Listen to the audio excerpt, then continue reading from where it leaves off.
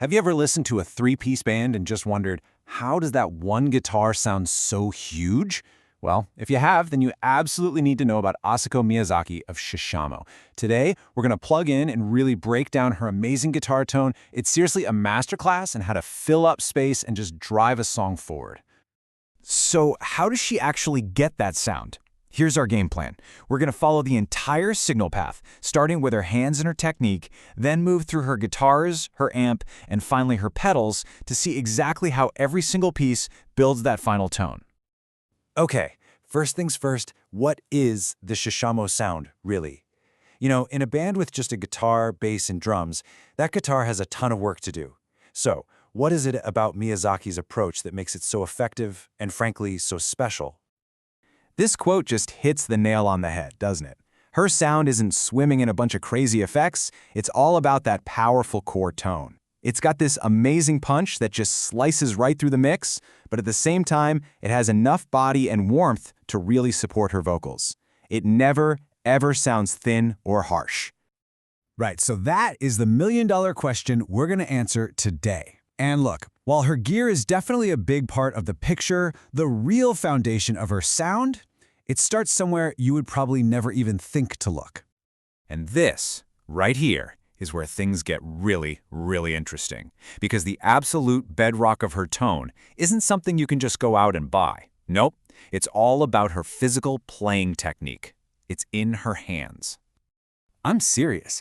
Before we even talk about a single guitar or pedal, we have to look at how she actually plays the instrument.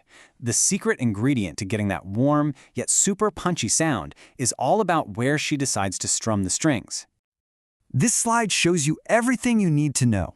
On the left, you see where most of us play, right? Kind of over the bridge or middle pickup to get that sharp classic attack. But now look to the right. Miyazaki moves her hand way up, strumming right over the neck pickup.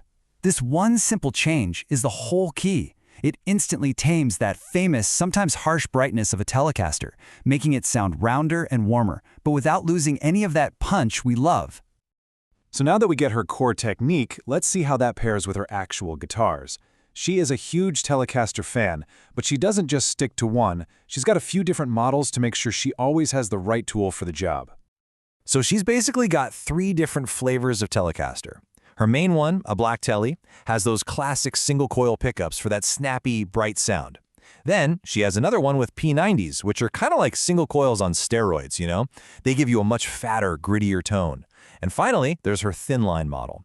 It's semi-hollow and has a humbucker in the neck, which gives it a way warmer, almost acoustic-like vibe. All right, we've covered her hands, we've covered the guitars. So what actually gives that signal its voice and its power? Well, that's where the amplifier comes in.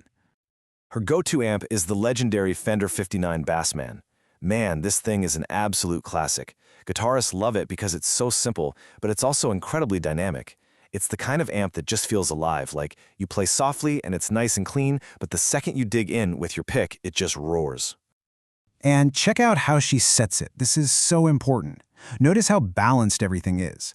The mids are actually boosted a little bit to 6. She is not scooping the mids, which is a really common mistake. By keeping those frequencies in, she makes sure the guitar has a strong voice in the band. This creates a really solid, clean foundation. And all the grit and distortion, yeah, that comes from the pedals. So with that beautiful, clean amp tone as her canvas, she turns to her pedal board for all the sonic colors. And she uses effects really deliberately. It's not about creating some wild, unrecognizable sound. It's about adding texture and dynamics exactly where a song needs them.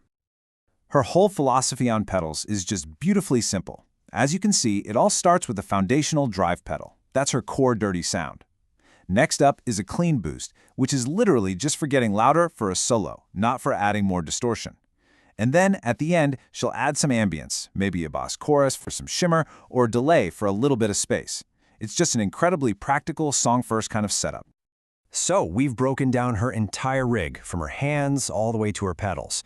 What's the big takeaway here? How do we distill all of this into a kind of blueprint that any of us can use to get a great tone? It really all comes down to this one powerful idea. Your tone starts in your hands. You're picking dynamics, where you strike the strings. That is step 1. The gear isn't there to create the sound for you. It's there to amplify and support the awesome sound that you're already making with your own two hands. And that leads us to our final thought. Before you go thinking about buying a new pedal or a new guitar, just think about this question. Based on everything we just learned from Asako Miyazaki's approach, what's one thing you could change about your playing right now to get closer to the sound that's in your head? Thanks for watching.